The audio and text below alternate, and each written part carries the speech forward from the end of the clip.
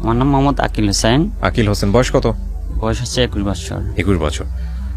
জন্ম জেলা কোথায় আপনার? আমার জন্ম জেলা হচ্ছে গাইবান্ধা জেলা, সুন্দরগঞ্জ থানা। বলেন। ছোটবেলা থেকে আমি মধ্যবিত্ত একটা পরিবারের সন্তান। কি করতো আপনার বাবা? আমার বাবা মূলত কৃষি কাজ করে, আমার মা ওরকম বাড়ির কাজই করে। তো আমার বাবা অনেক গরিব কৃষক, কৃষি কাজ করে সংসার চালায়। তো ছোটকাল থেকে আমরা 5 ভাই বোন, 2 ভাই 3 বোন। তো আমার বাবা দুটো বিয়ে করতো, আগের মায়ের 2 বোন, এই মায়ের আমরা 3 ভাই বোন। আচ্ছা। তো লেখাপড়ায় তেমন একটা সুযোগ পাইনি। ক্লাস 5 থেকে আমি লেখাপড়া করার পর আমার পরিবারেতে একটু দেখা যাচ্ছে অভাব, সো আমি ঢাকায় চলে আসি একটা কাজের জন্য।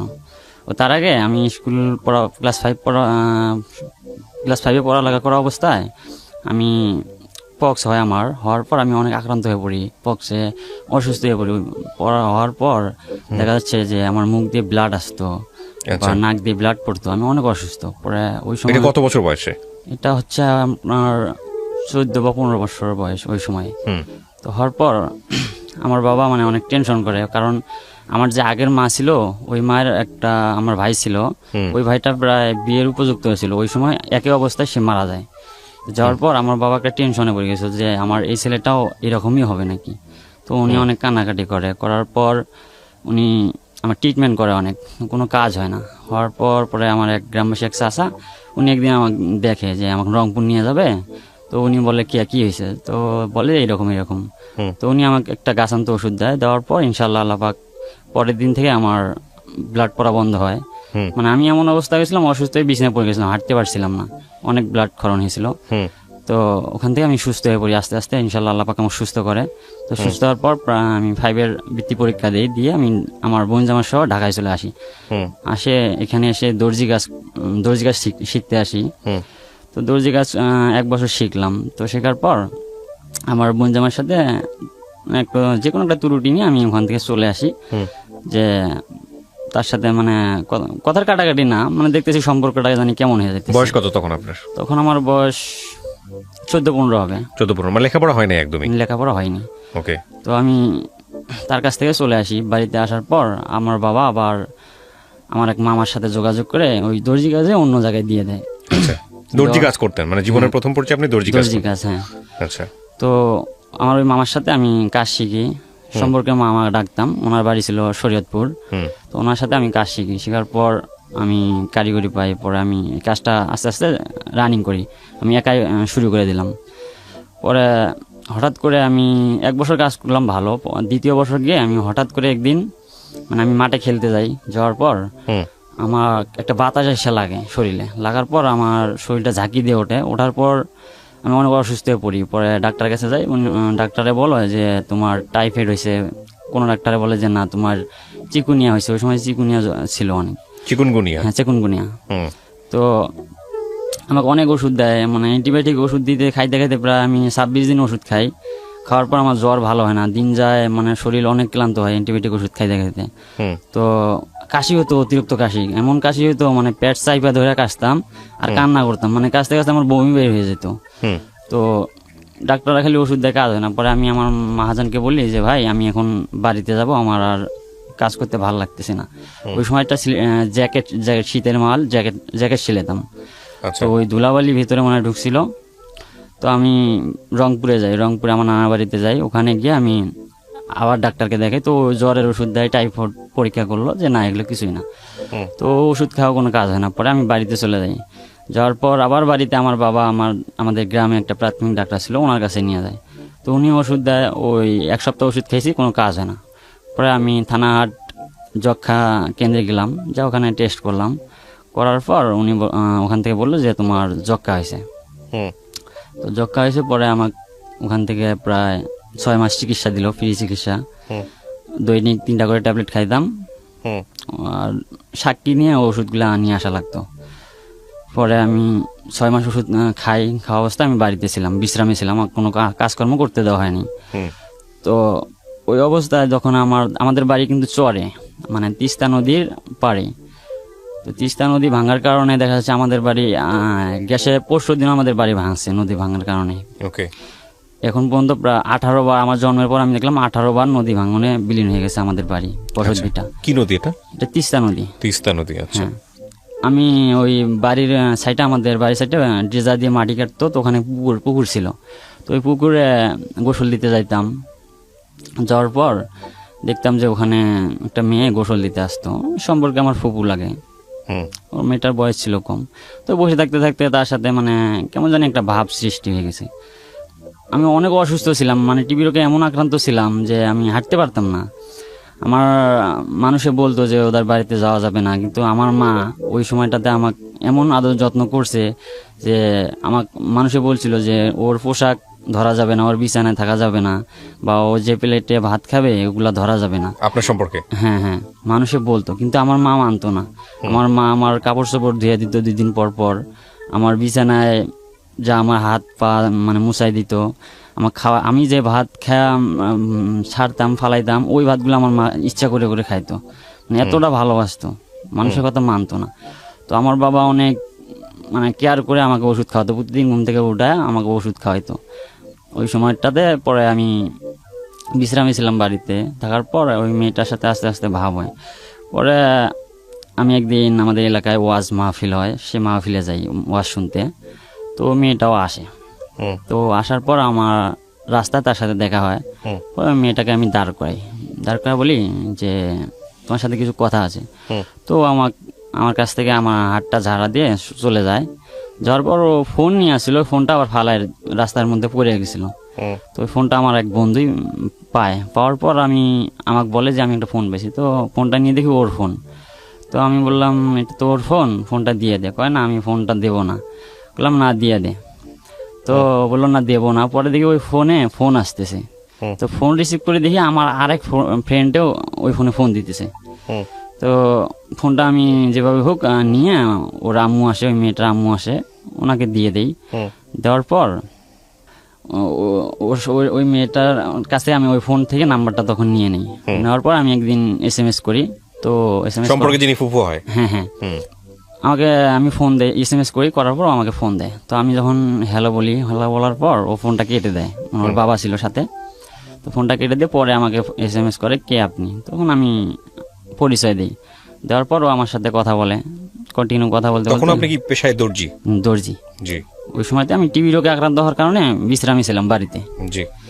কথা বলতে বলতে তো আমি বললাম যে আমার যে ফ্রেন্ডটা ফোন দিছিল ওর নাম বললাম যে তুমি কি ওনাকে চেনো? যে বলে হ্যাঁ চিনি।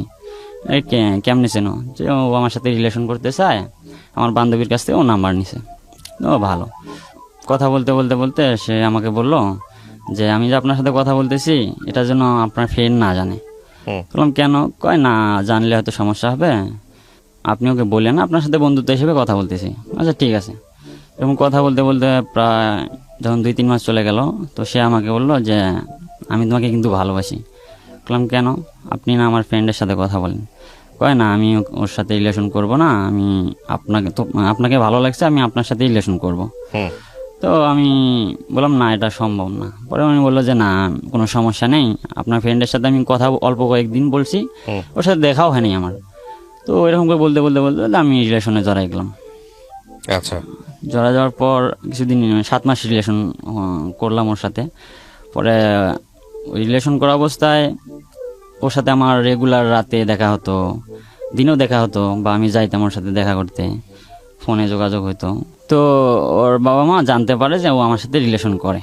তো ওর বাড়ির থেকে আমার বাবা আমার কাছে আমার এক দাদুকে দিয়ে প্রস্তাব দেয় যে জিজ্ঞেস করে দেখেন তো ওনার ছেলে আমার মেয়েকে বিয়ে করবে কিনা। তো আমার দাদু আয়সা আমাকে বলে, আমি বলছি না আমি এখন তো আর বিয়ে করবো না, এখন তো আমার বিয়ে বয়সই হয়নি, বা আমি অসুস্থ।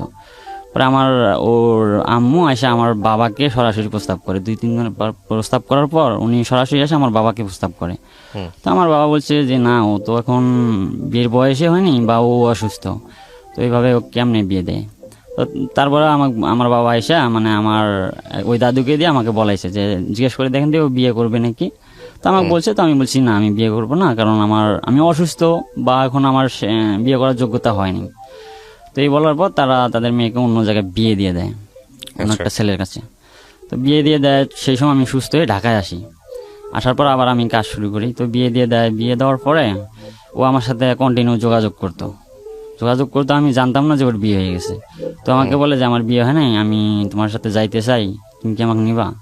তো আমি বলি আচ্ছা ঠিক আছে, আমি দেখতেছি, ভেবে দেখতেছি। তো আমি খোঁজ খবর নিয়ে দেখি যে না, ওর রেস্টি হয়ে গেছে এবং কি বিয়েও হয়ে গেছে।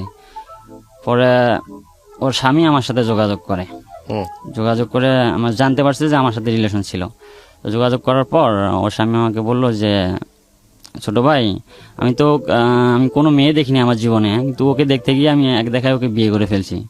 তো যেহেতু তোমার সাথে রিলেশন ছিল, আমি কিন্তু সব জানি, তারপর তোমার কাছে আমি আসলাম যে ওর সাথে যেন আমার সংসারটা সুখের হয়, যেন সংসারটা নষ্ট না হয়, সেক্ষেত্রে তুমি আমাকে একটু হেল্প করবা। বললাম আচ্ছা ঠিক আছে, সমস্যা নেই। পরে ওনার সাথে যোগাযোগ করে করে ও আমার সাথে যখন কন্ট্যাক্ট করতো, তখন আমি ওর স্বামীকে বলে দিতাম যে ও আমার সাথে যোগাযোগ করতেছে, আপনি ওকে একটু ইয়া করেন। মানে এমন সিস্টেমে আমার যাতে ও আমার প্রতি একটা অবিশ্বাস সৃষ্টি হয়, যাতে আমার যোগাযোগ না করে, যাতে সংসারটা হয়, এটা আমি চাইতাম। তো এরকম করে অবিশ্বাস সৃষ্টি হয়ে গেল। পরে ও আমাকে বলল যে তো কিন্তু আমি জবাই করব। তো আমি হেসে এটা দিছি। কে বললো, মানে আপনার সঙ্গে যার সম্পর্ক? হ্যাঁ, সে বললো যে তুই আমাকে অনেক কষ্ট দিলি, তুই আমাকে বিয়ে করলি না। তো বললাম তুমি তো অন্য জায়গায় বিয়ে করে ফেলছো, তুমি ওখানে সংসার করো, সমস্যা নেই, আমি দোয়া করি তুমি সুখে থাকবা। ওর সাথে সম্পর্ক থাকার কত বছর পরে হচ্ছে ও এরকম আরেকজনকে বিয়ে করে? এই 1 বছর 1 বছরের মাথায়? হ্যাঁ। মানে আপনাকে বলছিল যে সে বিয়ে করতে যাচ্ছে? না, আমাকে বলেনি। না বলেই বিয়ে করছে? বিয়ে করছে যে আপনি হুট করে জানতে পারেন? হ্যাঁ, আমাকে বলতো যে ও আমাকে দেখতে আসছে, দেখতে এসে রেস্টি হয়ে গেছে। ও আচ্ছা। পরে ও বিয়ে হয়ে গেছে, কিন্তু ও জিনিসটা আমার কাছে গোপন রেখে গোপন কথা বলতো। রাখতো? হ্যাঁ। তারপরে আপনি সম্পর্ক রাখতেন ওই সময়টা? হ্যাঁ, রাখতাম, এমনকি ওর সাথে রেগুলারই যোগাযোগ হতো। আচ্ছা। তো পরে আমি আমি জানতাম জানতাম না যে ওর বিয়ে হয়ে গেছে? না না, আমি জানতাম ওর বিয়ে হয়নি। ওকে। পরে আমি যখন জানতে পারলাম, তখন তো আস্তে আস্তে আমি ওর কাছ থেকে সাইড কাটলাম। তো কাটার পর ও আমাকে একদিন বলল কি, তোকে আমি কুরবানির ঈদে, তো ঈদের দিন ও আমাকে ফোন দিয়ে বলে তোকে যে আমি জবাই করবো। বললাম কেন? তুই তো আমাকে অনেক কষ্ট দিছিস। বললাম কেন, কি কষ্ট দিলাম? আমি তো চাইছিলাম যে বিয়ের সময় হলে, বয়স হলে অবশ্যই বিয়ে করতাম। তো তোমাকে তো আগেই তোমার বাবা মা বিয়ে দিয়েছে, তুমি আমার সাথে শেয়ার করোনি। তো বলছে যে আরে না, আমি তোকে এমনিই বললাম, কিন্তু মন থেকে তো তোকে অনেক ভালোবাসি, তো সামনে পেলে জবাই করতে পারবো না, তোকে আমি দূর থেকে বললাম, এটা আমার রাগের কারণে। তো এরকম করে অনেক বলার পর আমি বুঝাইলাম, বোঝার পরে বুঝ মানছে, ইনশাল্লাহ ওখানে সংসার করতেছে, ওখানে একটা বাচ্চা হয়েছে। ওই সংসারে থাকো তুমি, আমি দোয়া করি সুখে থাকবা, সমস্যা নেই। ওকে, বুঝ মানছে? হ্যাঁ, মানছে। তো ওখানেও সংসার করতেছে, এখন ইনশাল্লাহ ভালো আছে। তো আমি ঢাকায় চলে যাই, যার পর মাঝে মাঝে ও ফোন দিত, দিয়ে আমার খোঁজ খবর নিত। কিন্তু আমি বলতাম যে তুমি ফোন দিও না, কারণ রাস্তাঘাটে দেখা হলে, যেহেতু এক এলাকায় বাড়ি, দেখা হলে তুমি ওই সময় কথা বলি আমার সাথে ভালো মন্দ, কিন্তু তোমার স্বামীর বাড়িতে গিয়ে বা চুরি করে ফোন দেওয়ার দরকার নেই। কারণ তোমার স্বামী জানতে পারলে দেখা যাবে যে তোমার সংসারে একটা অশান্তির সৃষ্টি হবে, বা তোমার স্বামীর মনে একটা সন্দেহ থাকবে, সংসারে অশান্তি সৃষ্টি হবে। তো ফোন দিও না। যদি কথা বলার ইচ্ছা থাকে তোমার স্বামীকে বলিও, তোমার স্বামীর ফোন দিয়ে কথা বলিও, সমস্যা নেই। তো এরকম করে বলার পর ও আর ফোন টোন দেয় না। 2 মাস 3 মাস পর বা 6 মাস পর একদিন ফোন দিত, দিয়ে ভালো মন্দ শুনতো, এতটুকুই। তো আমি ঢাকায় আসি, আসার পর আবার কাজ শুরু করি। করার পর কিছুদিন কাজ করার পর দেখা যাচ্ছে যে আবার আমার মাস্ক ছাড়া আমি কাজ করছিলাম। আর দর্জি কাজে দেখা যাচ্ছে ধুলাবালি অনেক ভিতরে ঢোকার পর আমার দেখা যাচ্ছে আবার বুক ব্যথা হয়, জ্বর আসে, কাশি হয়। তো আবার সমস্যা দেখা দেয়। পরে আমি আবার বাড়িতে চলে যাই, যাওয়ার পর আবার ওই যক্ষা কেন্দ্রে গিয়ে ওনাদের সাথে যোগাযোগ করি। তো ওনারা আমাকে বলে যে যেহেতু একবার টিবি রোগ হওয়ার পর দ্বিতীয়বার আর হওয়ার চান্স থাকে না, সেক্ষেত্রে আমরা একটা ডাক্তারের সাথে যোগাযোগ করে দেই, ওনার সাথে আগে দেখো উনি কি বলে। পরে একটা মেডিসিন বিশেষজ্ঞ ডাক্তারের সাথে আমাকে দেখা করাই দেয়, চিলমারি ডায়াগনস্টিক সেন্টারে উনি চাকরি করেন, নামটা আমি বলতে চাচ্ছি না। তো উনি আমাকে একটা এক্সরে দেয়, 2টা ব্লাড টেস্ট দেয়। তো আমি ওগুলো করার পর বলে যে না, তোমার টিবি নাই, কিন্তু তোমার টিবি হওয়ার পরে তোমার যে লাঞ্চে একটা ক্ষত ছিল, সেটা পরিপূর্ণ আর কি হয়নি। তো আমার কিছু মেডিসিন দিল, তো মেডিসিনগুলো আমি খাইতেছিলাম। খাওয়ার পরে দেখি আমার কোনো উন্নতি হয় না, দিন যায়, আমার হাত পায়ে বল শক্তি কমে যায়। তো যাওয়ার পর উন্নতি হয় না, 2টা ডোজ দিয়েছিল, কাজ হয় না। পরে উনি আমাকে বললো কি যে তাহলে তুমি এক কাজ করো, তুমি আর একটা বার টিবির ওষুধ খাইয়ে দেখো। তো বললাম আচ্ছা স্যার, আপনার যেটা ভালো হয়, আপনি তো ভালো বোঝেন, দেন যদি ভালো হয়। তো উনি আবার আমাকে 6 মাসের জন্য টিবির ওষুধ খাওয়ার দিল। পরে আমি ওষুধ খাওয়া শুরু করলাম। খাওয়ার পর দেখা যাচ্ছে যে ওষুধটা 6 মাস খাওয়ার পর মানে আমার বুকের ব্যথাটা কম ছিল, কিন্তু দিন যায় মানে আমার আর শরীর ঘাটতির দিকে চলে যায়। ওষুধ খাওয়ার পর জানি মনে হয় আমার শরীরে মারাত্মক রকমের কিছু ক্ষতি হয়েছে। মানে হাত পায়ে বল থাকতো না, মানে হাঁটতাম মনে হয় যেন আমার হাত পা ঠাস ঠাস করে ফুটতো, শরীরে জ্বর জ্বর ভাব হইতো, মানে আরও অনেক সমস্যা দেখা দেয়। পরে 6 মাস আমি ডোজটা কমপ্লিট করার পর আবার আমি ঢাকায় চলে আসি অসুস্থ অবস্থায়। জি। এসে কিছুদিন কাজ করি, কিন্তু আমি ভালো থাকতে পারতেছিলাম না। পরে আমি আবার চলে যাই বাড়িতে। যাওয়ার পর আমি রংপুরে আর একটা মেডিসিন বিশেষজ্ঞ ডক্টর নারায়ণ সরকার, হ্যাঁ ডক্টর নারায়ণ সরকার চন্দ্র, ওনার সাথে আমি যোগাযোগ করি। 600 টাকা বিল দিয়ে ওনার কাছে আমি চিকিৎসা নেই। তো নেওয়ার পর উনি কিছু মেডিসিন দিল, তো ওগুলো খাওয়ার পর মোটামুটি ইনশাল্লাহ আমি সুস্থ হয়ে বাড়িতে। তো ঈদে আমি বাড়িতে গেছি। যাওয়ার পর আমার মানে রাস্তা হাঁটতাম আমাদের বাড়ি থেকে প্রায় 30 গজ দূরত্ব হবে। তো ওখানে একটা মেয়ে রিলেশন ও মেয়েটা আমাকে দেখার পর, মেয়েটা অনেক ছোট ছিল, 12 বছর বা 13 বছর বয়স হবে। তো আমার এক ভাস্তিক দিয়ে আমাকে প্রস্তাব দেয় যে আমি ওর সাথে রিলেশন করব। ওই মেয়েটার ভাই আবার আমার ছিল ফ্রেন্ড, একসাথে ঘুরতাম, অনেক ক্লোজ ছিল। তো ওনার সাথে ও আমাকে প্রস্তাব দেয়, তো আমি প্রস্তাবে রাজি নই, যে না ও অনেক ছোটো মেয়ে, আর আমি তো অল্প কয়েকদিন মনে মনে ভাবি যে অল্প কয়েকদিন একটা রিলেশন করলাম, সেখানে অনেক কষ্ট পেয়েছি, তো ওইগুলো জড়াতে যাবো না, আমি যেহেতু পরিপূর্ণ সুস্থ না। তো আমাকে প্রস্তাব দেয়, আমি রাজি হই না। 2-3 বার প্রস্তাব দেওয়ার পর আমার এক ভাস্তিক দিয়ে প্রস্তাব দেয়, আমার নাম্বার চাইছিল। পরে আমি আমার এক ফ্রেন্ড ওকে পছন্দ করতো, তাই ফ্রেন্ডের নাম্বারটা দিই। পরে ফ্রেন্ডের নাম্বার দেওয়ার পর ও ফোন দেয়, দিয়ে জানতে পারে যে ওটা আমার ফ্রেন্ড। পরে ও আবার না করে দেয় যে না আমি ওর নাম্বার চাই। পরে আমার ভাস্তি আসে আমাকে বলার পর আমি নাম্বারটা দিয়ে দিই। দেওয়ার পরও আমাকে ফোন দেওয়ার পর আমি বলি যে দেখো তোমার ভাই তো আমার ফ্রেন্ড, আর তোমার সম্পর্ক আমার সম্পর্কটা অন্যরকম, তো এভাবে তো এটা রিলেশন হয় না, তুমি অনেক ছোট। কয় না আমি তোমার সাথে রিলেশন করব। তো বললাম দেখো তুমি তো অনেক ছোট, এখন তোমার মানে বিবেকটা ঘুমান্ত অবস্থায়, তুমি এখন রিলেশন আবেগের ঠেলায় করতে চাইতেছো। যখন তোমার বিবেকটা জাগ্রত হবে তখন তুমি কিন্তু আমাকে ছেড়ে চলে যাবে, তখন আমি কষ্ট পাবো বা মেনে নিতে পারবো না। তো বললো না আমি ছেড়ে যাবো না, আমি তোমার সাথে রিলেশন করবো। তো আমি অনেক বুঝাইলাম, তো মানে না। তো বললাম আচ্ছা ঠিক আছে তুমি কথা বলো, দেখি কি হয়। আর কথা বলতে বলতে ওর সাথে রিলেশন হয়ে গেল, 7-8 মাস রিলেশন হয়ে গেল। হওয়ার পর কন্টিনিউ ওর বাড়িতে যাইতাম, দেখা করতাম। দেখা করার সময় দেখা যাচ্ছে ওর ভাই থাকতো, মাইন্ড করতো না, কেউ জানতো না যে আমি রিলেশন করি। তো একদিন হঠাৎ করে গ্রামের মধ্যে মানে ওর সাথে আমি আমার এক চাচার বাড়িতে কথা বলি, দেখা হয়। ওখানে গিয়ে আমার চাচাতো বোনের বান্ধবী, তো ওখানে গিয়ে কথা বলি।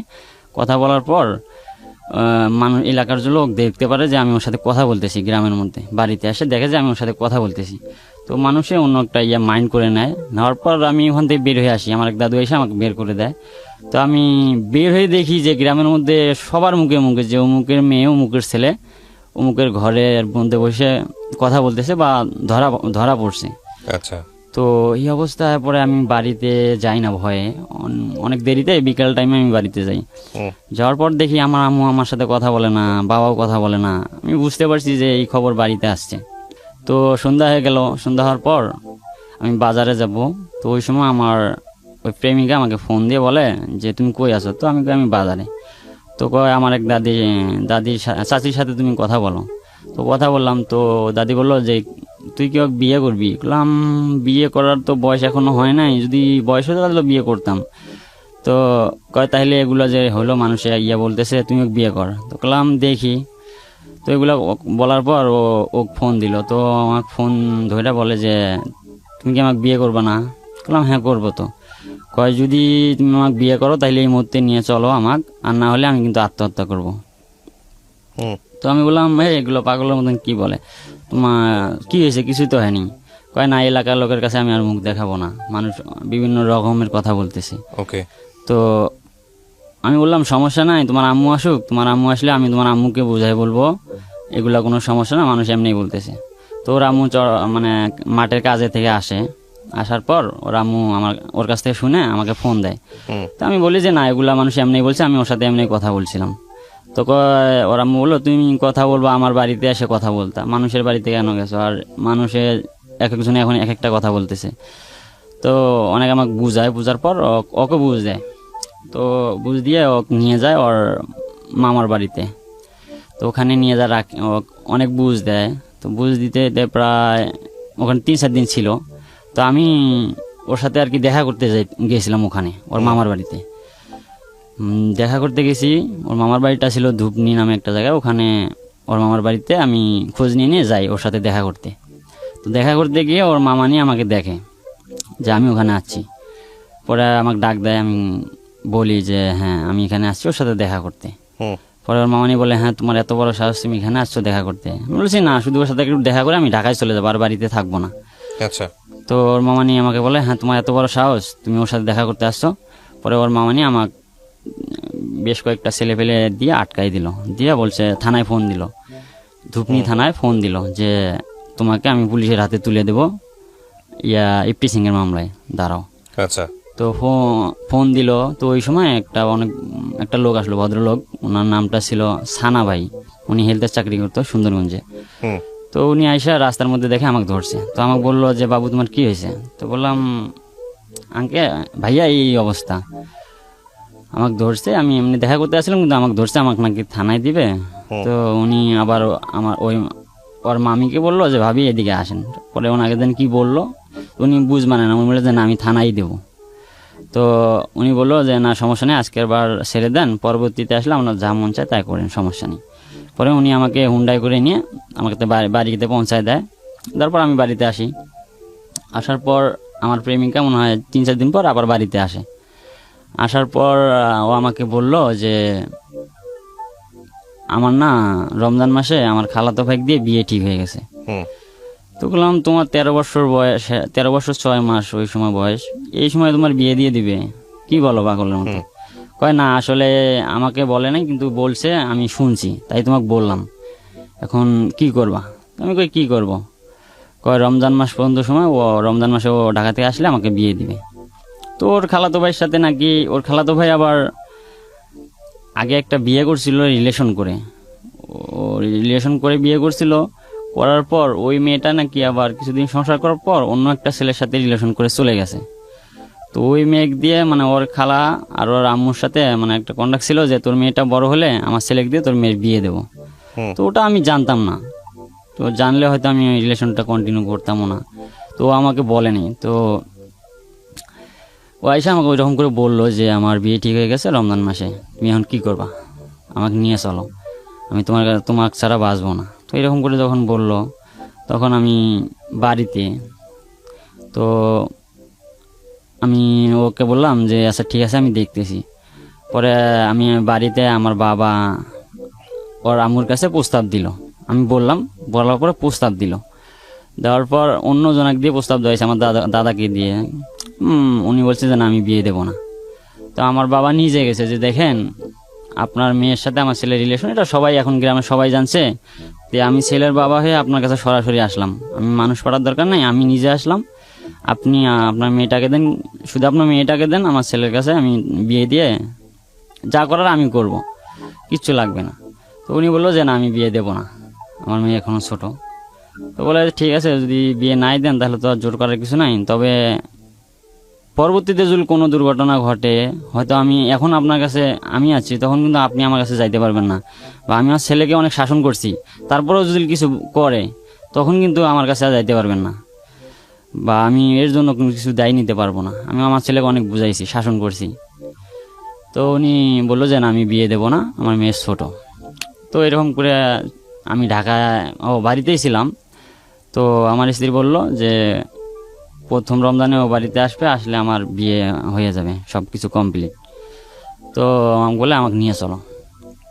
পরে আমি ওকে নিয়ে ওকে বললাম আচ্ছা ঠিক আছে তাহলে আমি যাবো। পরে দিন ঠিক করলাম, দিনটা ঠিক করে ওকে বললাম তাহলে চলো। পরে ওকে নিয়ে ও বললো কেমনে যাব, তুমি দেখো কেমনে পারো। পরে ওর আম্মু মাঠে গেছে, চরের মধ্যে জমিতে কাজ করতে গেছে, ওই সময় প্রাইভেটে গেছে, প্রাইভেটে গিয়ে ওই দিক দিয়ে পরে চলে আসছে। আমি আবার একটা অটো ঠিক করে রাখছিলাম, ও অটোতে করে আমরা দুজনে উলিপুরে আসি। উলিপুর থেকে আমি একটা বাস নিয়ে আমার ফুপুর বাড়িতে যাই, দিনাজপুর, যেখানে আমি আমার জন্মের পরে কখনো যাইনি। আমি আমার ফুপুকে বলছি ফুপু আমি আসতেছি আপনার বাসায়। তো উনি বললে যে আচ্ছা আসো, অনেক দিন পর আসতেছো। তো বারবার আমাকে ফোন দিতেছে, দেওয়ার পর বললো যে কই তুমি? পরে বললাম আমি দিনাজপুর আসি। তো আমার ফুফাতো ভাইকে রিসিভ করতে পাঠায় দেয় আমাকে। তো আসে দেখে যে আমার সাথে একটা মেয়ে। পরে নিয়ে বাসায় গেলাম। পরে আমার ফুপু জিজ্ঞেস করলো যে এটা কে। পরে আমি কিছু বলি না, শুধু হাসি। তো হাসার পর বললো যে কে বলো। পরে বললাম এরকম এরকম, ওকে আমি নিয়ে আসছি।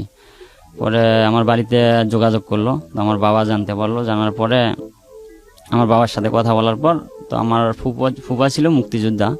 তো উনি বলছে যেহেতু বয়স কম, এটা কিভাবে কি করা যায়, সম্ভব না তো, বিয়ে শাদী ব্যাপারে এগুলা হবে না। তো তারপরে আমি আমার শ্বশুরবাড়িতে আবার আমার বউ একটা চিঠি লিখে আসছিল যে আমি আকিল হোসেনের সাথে ঢাকা যাইতেছি, তোমরা আমাকে আর খোঁজ করিও না, আমি আর বাড়িতে আসবো না, আমি ওকে বিয়ে করব। এই জন্য ওর সাথে চলে গেলাম। এই চিঠিটা আমার শাশুড়ি দেখার পর কিছু লোকজন আমার ওই ফুপুর বাড়িতে ঠিকানা দেয় যে আমি দিনাজপুর যাইতেছি। তো আমার ফুপুর বাড়িতে লোকজন পাঠায় দেয়। তো 10-12 জন লোকজন পাঠায় দেয় আমাদেরকে ধরতে। পরে আমি রমজান মাস 2 জনের রোজা ছিলাম। পরে ইফতারি করে আমি ওখান থেকে ইফতারি করে রওনা দিই ঢাকার উদ্দেশ্যে। পরে আমি ঢাকায় এসে শ্যামলীতে নাইমা আমার এক বোনজামার বাসায় যাই, মতিঝিল। ওখানে যে আমি 3 দিন ছিলাম। তো ওখানে মোহরি ধরলাম বিয়ে পড়ার জন্য। তো মোহরি বলে যে না, বয়স কম, যেহেতু ওর স্কিল সার্টিফিকেট আছে সেক্ষেত্রে বিয়ে হবে না। তো ওখান থেকে 3 দিন থাকার পর যখন হলো না, তখন আমি আবার চলে গেলাম কিশোরগঞ্জে আমার মামার কাছে, মামার বাড়িতে। তো আমার মামা অনেক দেখে রাগ করছে যে এটা কী করছো। তো আমার মামা কিশোরগঞ্জে গিয়ে পরে ওখানে 2-3 দিন থাকার পর পরে কিশোরগঞ্জে এক উকিল সাহেবের সাথে যোগাযোগ করে আমাদেরকে নিয়ে যায় উকিল সাহেবের বাসায়। তখনও কি বিয়ে হয়নি আপনাদের? না, বিয়ে হয়নি। ওর বয়স কত? ওর বয়স তখন ছিল 13 বছর 6 মাস কি 7 মাস এইরকম। কোর্টে নাই আমাদেরকে, উকিল সাহেবের বাসায় নেওয়া হয়। তো নিয়ে ওখানে আমাদের বিয়েটা সম্পূর্ণ করা হয় কোর্ট ম্যারেজ করে। কাজী সাহেব ডাক দিয়ে রেজিস্ট্রি করা হয়। ওখানেই বিয়ে শাদী কমপ্লিট করে আমরা চলে আসি। আপনাকে কোর্টে কে বিয়ে দিল এভাবে? বিয়েটা দিচ্ছে হচ্ছে উকিল সাহেব কিশোরগঞ্জেরই। উনি সবকিছু দায়িত্ব নিয়ে করে দিছে। টাকা নিছে আমার কাছে মনে হয় 10,000 কি 8,000 টাকা ওই সময় নিছিল, আমার সঠিক খেয়াল নেই। তো উনি বিয়েটা করে দেয় কোর্ট ম্যারেজ করে। দেওয়ার পর পরে আমরা 13 দিন এখানে থাকার পর আমার শাশুড়ি ওই ধুপনি থানার মধ্যে একটা জিডি করছিল যে আমার মেয়ে বাল্য বিবাহের মামলা তো জিডি করছিল সাধারণত। জিডি করার পর পরে আমার বোনই আর কি আমার ওই শাশুড়ির সাথে কন্ট্যাক্ট করে যে ছেলে মেয়ে তো যেখানে হোক আছে, আমার কাছে আছে, তো আপনারা মীমাংসা হন।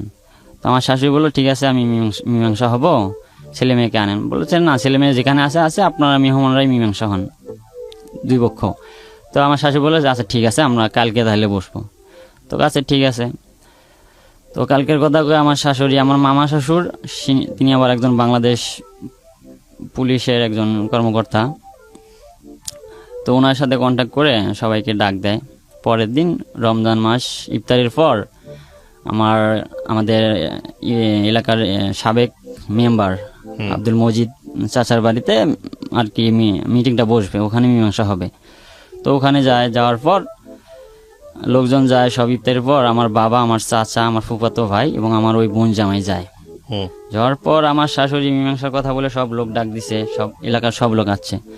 আসার পর বলতেছে তোমরা যাও, আমরা আসতেছি, এই কথা বলে মেম্বারের বাড়িতে যাবে। তো আমার শাশুড়ি ওখানে ধুপনি থানা থেকে সিভিলে 4 জন পুলিশ নিয়ে আসে রাখছিল, এটা হয়তো কেউ জানতো না। তো আমার বাবা যখন ঘরের দরজায় যায়, আমার বাবা, আমার চাচা, আমার বোন জামাই যাওয়ার সাথে তাদেরকে অ্যারেস্ট করে ফেলে। আচ্ছা, ওই মিটিংয়ের মাঝখান থেকেই অ্যারেস্ট করার পর সব লোক অবাক হয়ে গেছে যে এটা কিভাবে সম্ভব, মানে কেউ আর কিছু বললো না ওখানে। তো অ্যারেস্ট করে নিয়ে চলে যায় ধুপনি থানাতে। যাওয়ার পর পরে আবার আমরা আমাদের লোকজন দিয়ে যোগাযোগ করি। যোগাযোগ করার পর ওনারা বললো যে না, আমরা ছাড়বো না, আমরা করে দেবো, মানে ছেলে মেয়ে হাজির করার পরে আমরা ওদেরকে ছেড়ে দেবো, আমাদের ছাড়বো না, চালান করে দেবো। তো আমার এক আত্মীয় ছিল, ওনার সাথে যোগাযোগ করার পর উনি ওই ধুপনি থানা থেকে ট্রান্সফার করে সুন্দরগঞ্জ থানায় নিয়ে গেছে। আমার 4 জন আসামিকে নিয়ে যাওয়ার পর সুন্দরগঞ্জ থানা থেকে পরে বলছে যে দেখো, তোমাদেরকে ছাড়া হবে, কিন্তু তোমাদেরকে কথা দিতে হবে, ছেলে মেয়েকে হাজির করতে হবে, যেহেতু 2 জনেরই বয়স কম। তো 13 দিন পর পরে আমার বাবা কথা দিয়েছে যে ঠিক আছে, আমরা হাজির করব। পরে আমার বাবাকে ছেড়ে দিল। দেওয়ার পর পরের দিন আমরা চলে গেলাম বাড়িতে সুন্দরগঞ্জে। যাওয়ার পর নাসির সাহেব নামে একটা লোক ছিল, উনি সবকিছু হেল্প করছে আমাকে। উনি পরে আমার ওই ওসি সাহেবের সাথে যোগাযোগ করে ওসি সাহেবের কাছে আমার স্ত্রীকে রিটার্ন দিয়ে দিল। দেওয়ার পর বলল যে আমার শাশুড়ি বলছে যে দেখেন ওর তো বয়স কম, ওকে আমরা নিয়ে যাই, নিয়ে যা রাখি, লেখাপড়া করুক, যদি ওর পূর্ণ বয়স হয়ে যায়, যখন সাবালিকা হবে, ও যদি ইচ্ছা করে ওর কাছে যাবে তো যাবে, সমস্যা নেই। তো বললো ঠিক আছে। ওই কথা বলে তারা নিয়ে গেল। আমি আমার মতো আমাদের বাড়িতে আসলাম। আসার পর 3 মাস কি 4 মাস পর আমার আমার বউয়ের সাথে তখন আমার কন্ট্যাক্ট নেই, যোগাযোগ করতে দেয় না। তো 3-4 মাস পর আমি হঠাৎ করে একদিন শুনি, না ও আমাকে ফোনে পরে যোগাযোগ করলো, রেগুলার কথা হয়, চুরি করে করে কথা বলে আমার সাথে। তো হঠাৎ করে একদিন শুনি যে ও নাকি বিয়ে হয়ে গেছে। ওর খালাতো ভাই যে ছিল, ওই খালাতো ভাই দিয়ে ওর বিয়ে হয়ে গেছে। তো বিয়ে হয়ে গেছে, তো আমি বললাম যে তোমার যে বিয়ে হয়ে গেছে, আমাকে তো ডিভোর্স করলা না, আমি ডিভোর্স লেটার তো পাইলাম না, কেমনে বিয়ে হলো? আর তোমার আম্মু বললো যে তুমি নাবালক, এ বলে থানায় থেকে নিয়ে গেল। নিয়ে যাওয়ার পর তুমি আবার কেমনে সাবালিকা হলো? আবার তোমার আম্মু তোমাকে কেমনে ওখানে বিয়ে দিল? কারণ তখন আপনি কই? তখন আমি বাড়িতে পালিয়ে থাকেন নাকি জেলে পড়ছেন তখন? না, আমি জেলে ছিলাম না, আচ্ছা, আমাকে ধরতে পারে নাই। আমি আপনার বাবা মা তখন জেলে? না, আমার ও পরের দিনই ছেড়ে দিছে। হুম, দেওয়ার পর আমি বললাম যে তোমার মামা তিনি একজন থানা পুলিশ, তোমার আম্মু শিক্ষিত, তিনি একজন ওয়ার্ড ভাইস চেয়ারম্যান, তো তোমার ফ্যামিলিটা পুরাই শিক্ষিত। আমি না হয় অশিক্ষিত ভুল করে নিয়ে গেছিলাম, তোমাকে নিয়ে বিয়ে করছিলাম। তো আমি তো থানার মধ্যে গিয়ে সেটা ভুল স্বীকার করে তোমাকে জমা দিয়ে আসলাম। আর তোমার আম্মু বললো যে না, আমি সাবালক না হওয়ার পর্যন্ত আমি ওকে লেখাপড়া করাবো। তো কিভাবে তোমাকে আবার তোমার খালাতো ভাইয়ের সাথে বিয়ে দিয়ে দিল? হুম, তো দেওয়ার পর এই কথা বলার পর ও বললো আমি তো এসব জানি না। তো বললাম তুমি তাহলে বিয়ে বসলা? তো না, আমাকে জোর করে করাইছে। তো জোর করে করাইছে। বললাম আচ্ছা ঠিক আছে, কাজী দিয়ে বিয়ে পড়াইছে না কোর্টে? কয় না, কাজী দিয়ে। যেদিন তোমাকে ডিভোর্স করাইছে ওই দিনেই বিয়ে পড়াইছে। হুম, তো 3 মাস। তো ওই সময় ও যখন আমার কাছে ছিল, তখন 3 মাস পর ও মানে ওখানে যাওয়ার পর ওর পেটে বাচ্চা ছিল, বাচ্চা কনসেপ্ট করে ফেলছিল ওই সময়। হুম, তো বাচ্চাটা 3 মাস পর ওর আম্মু নষ্ট করে ফেলার পর ও অনেক অসুস্থ হয়, হাসপাতালে নেওয়া হয়। পরে ওর আম্মুকে আমি ফোন দিলাম যে ও কই? কয় ও অনেক অসুস্থ, ওর ব্লাড হইতেছে, তো হাসপাতালে আছে, ওর সাথে এখন যোগাযোগ করতে কথা বলা যাবে না। বললাম আচ্ছা ঠিক আছে। তো ওইভাবে কিছুদিন গেল, তারপর ও সুস্থ হয়ে বাসায় ফিরে আমাকে ফোন দিল, দিয়ে বলে যে ও পরে ওর জিএসসি পরীক্ষা, পরে 5 মাস পর ও পরীক্ষা দিতে আসলো ওদের বাড়িতে, আমাদের কাশিম বাজারে। তো জিএসসি পরীক্ষা দেওয়ার পরও আমার সাথে রেগুলার যোগাযোগ করতেছে, কন্টিনিউ কথাবার্তা হইতেছে।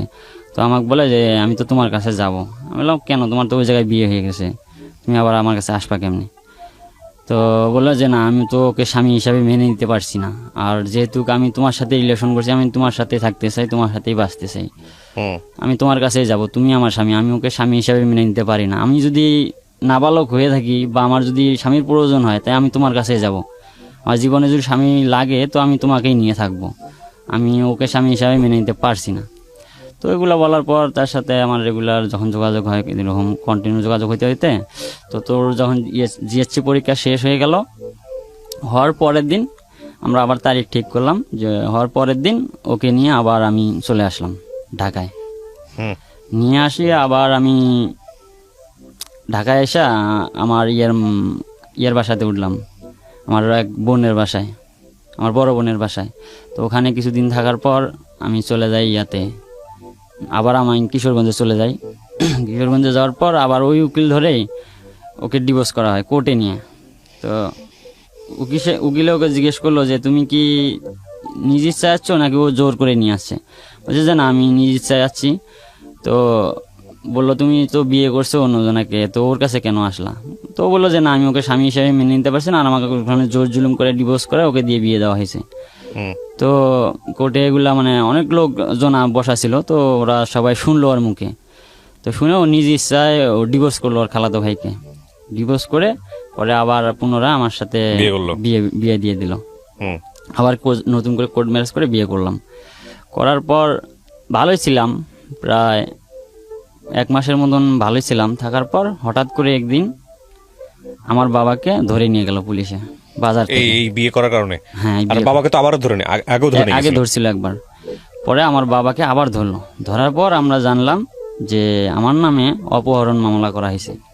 হুম আমার শাশুড়ি এবং আমার মামা শ্বশুর মিলে মামলাটা করছে যে ও ওদের বাড়ি থেকে ওর স্বামীর বাড়িতে যাইতে ধরছিল। আমি রাস্তার মাঝ থেকে আমার বন্ধু বান্ধব সহ মোটর সাইকেল দিয়ে ওকে মানে ওখান থেকে তুলে নিয়ে আসছি। এই ধরনের একটা মামলা সাজিয়ে মামলাটা করে ধুবনি থানায়। তো তারপরে আমার বাবাকে ধরে নিয়ে যায়, নিয়ে যাওয়ার পরে ধুবনি থানার পুলিশ অফিসার আমার বাবাকে বলে যে কিছু টাকা পয়সা দাও, আমরা তোমাকে ছেড়ে দিই। তো আমার বাবা বলছে যে না, আমি টাকা পয়সা দেবো না, আপনারা নিয়ে যান, আমাকে নিয়ে যা, চালান দিবেন এটাই তো দেন। তো চালান দিল, নিয়ে যায় থানায় রাখলো একদিন। রাখার পর ওর আমার যে মামা শ্বশুর পুলিশ উনি আসছে, আসে আমার বাবাকে বলে যে তুমি কি আমাকে চেনো থানার মধ্যে? তো আমার বলছে না, আমি তো আপনাকে চিনি না। হুম তো আমার মামা শ্বশুর বলে যে আমি নরিনের মামা, আমি কিন্তু এবার কিন্তু তোমার যে কাশিম বাজার যে চর আছে এই চর কিন্তু ওলট পালট করে দেব। তো আমার বাবা বলছে দেন, যে আপনার ক্ষমতা আছে আপনি দেন। আমার বাবা জেলেই তখনও। তো একদিন থাকার পর পরে চালান করে দেয় কোর্টে, গাইবান্ধা কোর্টে চালান করে দেওয়ার পর ওখানে 26 দিন ছিল। তো আমার শাশুড়ি ওই মামলাটা মানে বিচার চাওয়ার জন্য অনেক করছে যে চালু চালু বিচার হয় না কেন। পরে আমার বাবাকে আবার 3 দিনের রিমান্ডে নেয়, আমার শাশুড়ি রিমান্ডের আবেদন করে হুম যে 3 দিনের রিমান্ডে নেয় আমার বাবাকে। তো রিমান্ডে নিয়ে আসে, তো আমরা তখন ঢাকায়।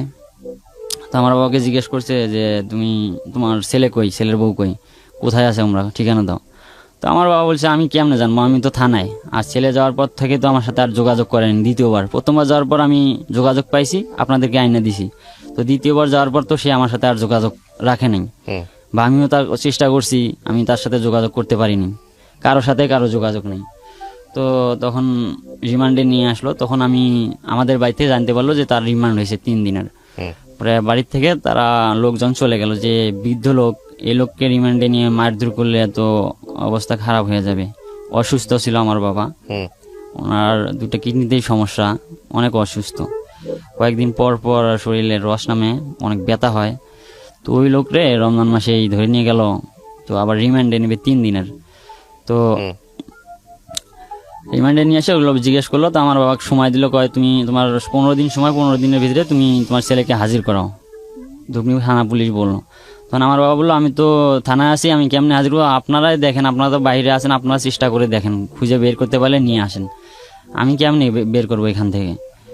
তো এই কথা বলার পর আমি আমাদের লোক যায় থানায়, যেহেতু রিমান্ডে নিছে সেক্ষেত্রে খামে করে তাদেরকে 5,000 টাকা দেয় থানায়, যে যাতে তাদেরকে আমার বাবাকে মারধর না করে। তো ওনারা মারধর করে নাই, ওনারা এমনি মুখে জিজ্ঞাসাবাদ করছে। তো জিজ্ঞাসাবাদ করার পর আমার শাশুড়ি আবার গেছে ওই সেদিন থানায়, আমার বাবার জন্য রুটি কলা এগুলো নিয়ে গেছে। হুম নিয়ে যা আমার বাবাকে দিছে যে এগুলো খাও।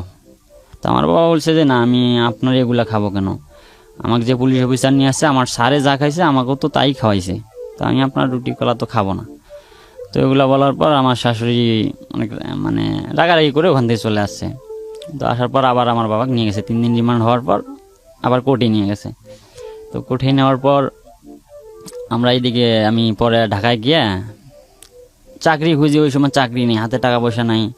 পরে আমার ফুফাতো ভাইয়ের সাথে কন্ট্যাক্ট করে পরে আমি ঢাকা বেক্সিমকো যে একটা আছে ফ্যাক্টরি আছে, গার্মেন্টস ফ্যাক্টরি, তো বেক্সিমকোতে আমি চাকরি নেই, অনেক কষ্টের পর ওখানে চাকরি হয়।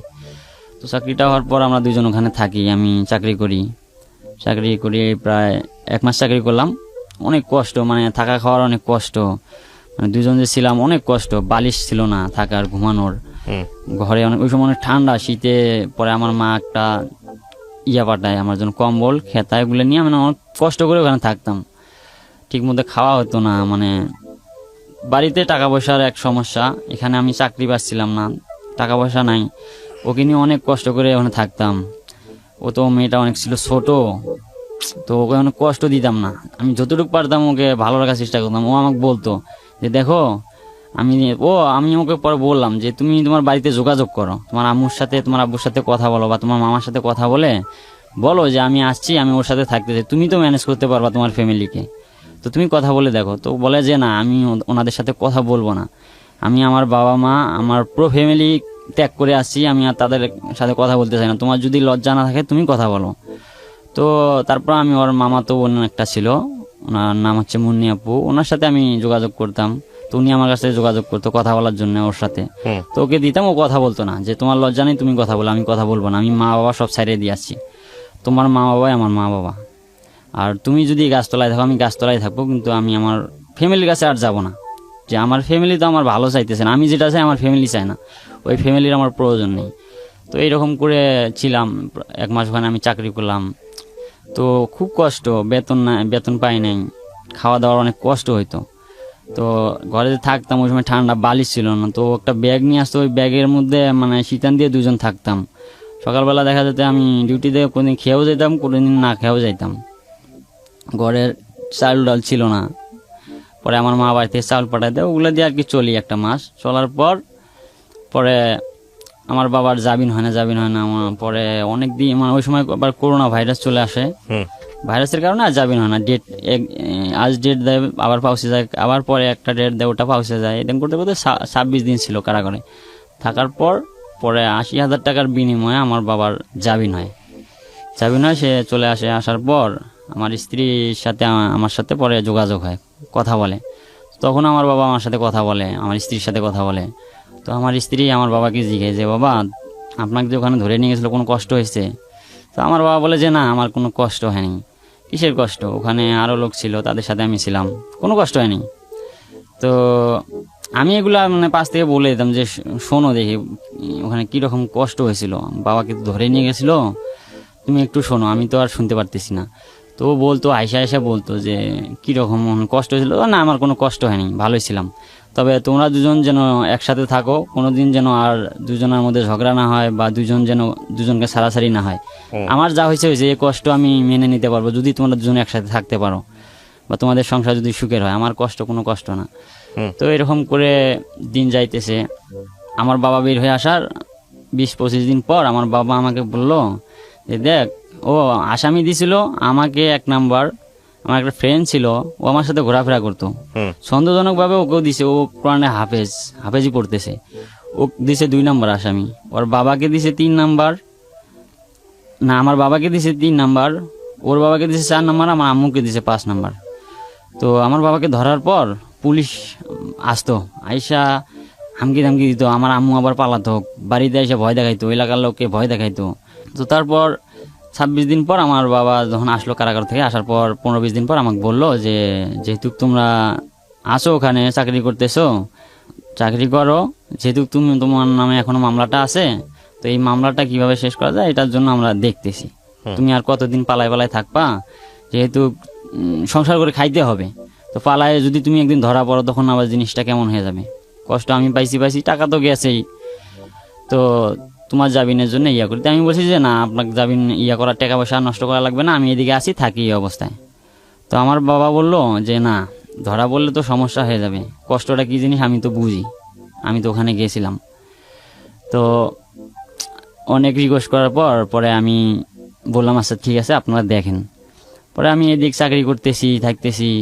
পরে আমার বউ 1 মাস থাকার পর বললো যে না, আমি আর ঘরে বসে থাকবো না, আমি চাকরি করব। পরে আমার বাবা রাগ হয়েছে, এই তোমার তো বয়স কম, এতটুকু একটা মেয়ে তুমি চাকরিতে যাওয়া মানে তোমার দরকার নাই, তুমি থাকো 4-5টা মাস কষ্ট করে ওখানে থাকো, থাকার পর আমি তোমাকে নিয়ে আসবো বাড়িতে। তো ও বলছে যে না, আমার আর একা একা বসে থাকতে ভাল লাগে না, আমি চাকরি নেব। তো আমি না করি, অনেক না করার পর ও বলে যে না আমি চাকরি নেবই। তো গার্মেন্টসে যায়, ও তো বয়স কম, চাকরিতে নেয় না। আমার 2টা ভাবি ছিল, ওই ভাবির সুদে। তখন আপনি কি করতেন? দর্জিগিরি? না, আমি চাকরি করতাম গার্মেন্টসে। আচ্ছা।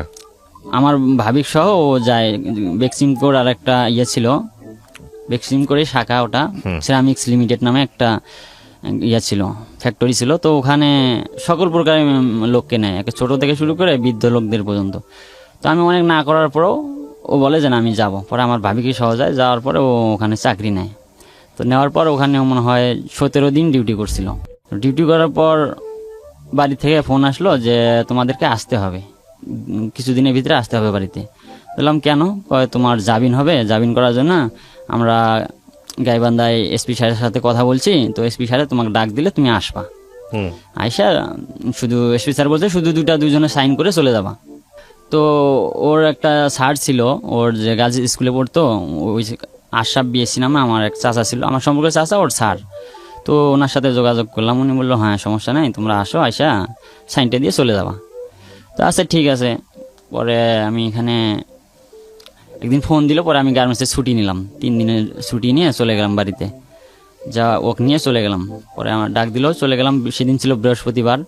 তো আমি গাইবান্ধায় যাই, যাওয়ার পর আমার ওই যে যেই ইন্সপেক্টর আমার বাবাকে অ্যারেস্ট করে নিয়ে যায়, তো ওনার সাথে ওই এসপির যোগাযোগ হয়। তো উনি আমার স্ত্রীকে ওখানে যাওয়ার পর উনি নিয়ে নেওয়ার পর উনি জানি ওনাকে কি বলছে, বলার পর সেদিন সারাদিন ছিলাম কোর্টে।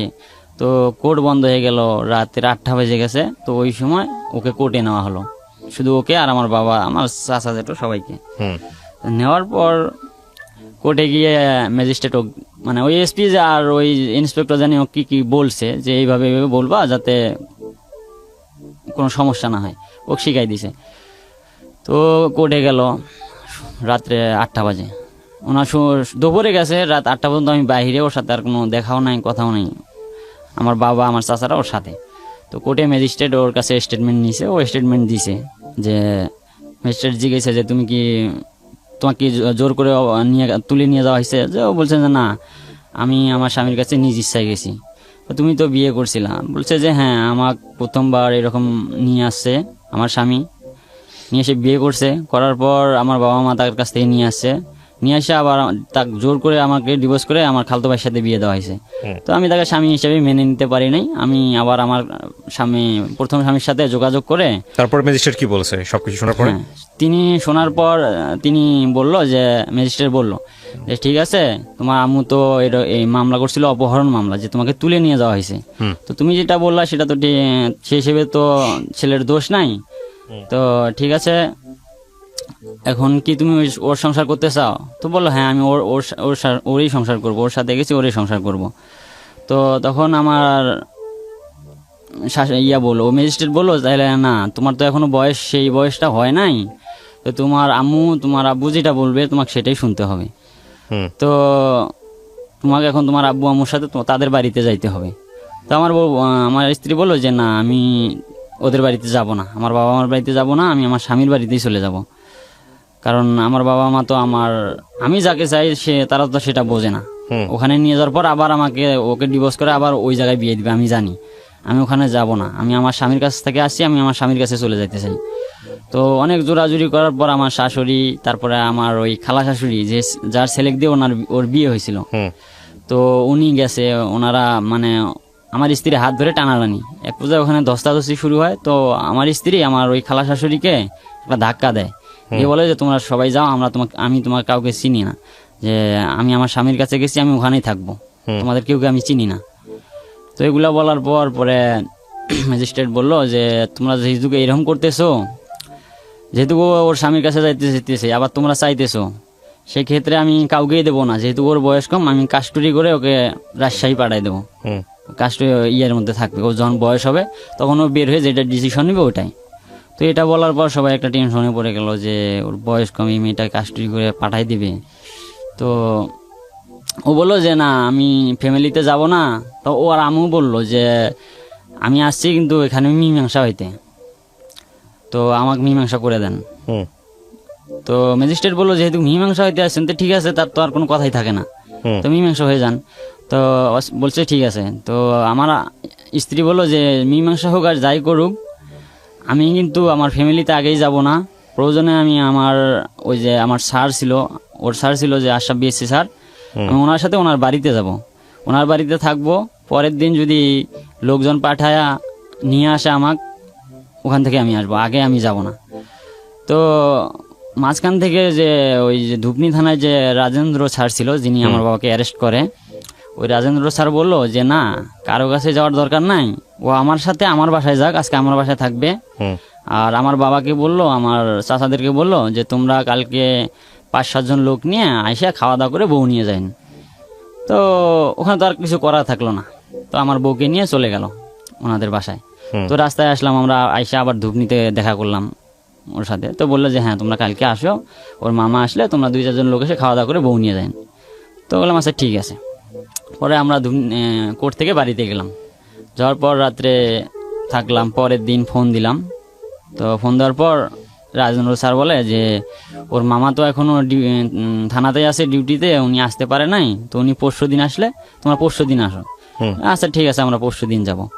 তো পরশু দিন ফোন দিলাম, তো বলে যে না এখন একটু সমস্যা আছে, আপনারা মঙ্গলবারে আসেন। তো এরকম করে ডেট দেয় দিতে দিতে প্রায় 15-20 দিন যখন হয়ে গেল, তখন আমরা বুঝলাম যে না ওনারা আর আমাদেরকে দিবেন আমি আমার স্ত্রীকে। তো ধুকনি থানার থেকে আমার ওই দারোগা সাহেব উনি আমার এক বোন জামাইকে ফোন দেয়, দিয়ে বলে যে আকিল হোসেনের বউকে দেওয়া হবে, তবে তোমরা কিছু টাকা নিয়ে আসো থানার মধ্যে। নিয়ে আসলে আমি দিয়ে দেবো, আমি নিজে থুই আসবো ওর বাড়িতে। আপনি কি বর্তমানে এই মেয়েটার সঙ্গে সংসার করছেন, মানে যাকে আপনি বিয়ে করেছিলেন?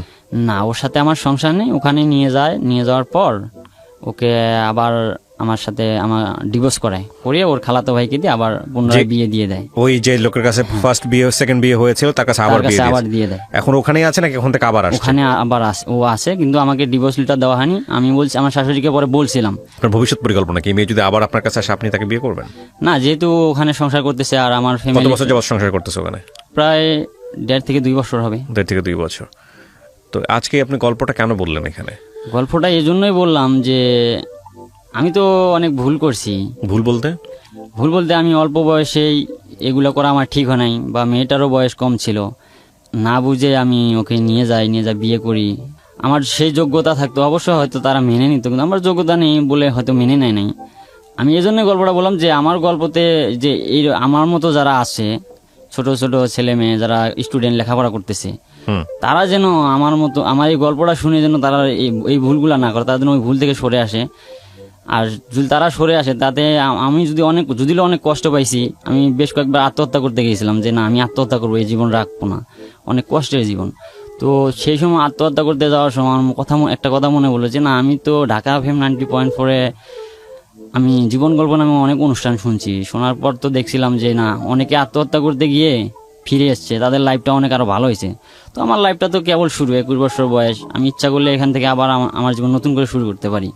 তো সেক্ষেত্রে আত্মহত্যা আমি আর করি নাই। রাইট, আপনি যে কথাগুলো বলে দিয়েছেন সেগুলোই আমার কথা। আপনি যে গল্পটা বলতে আসছেন এটা অবশ্যই অনেক মানুষকে অনেক কিছু শেখাবে, এবং আমি মনে করি প্রিয় দর্শক এবং শ্রোতা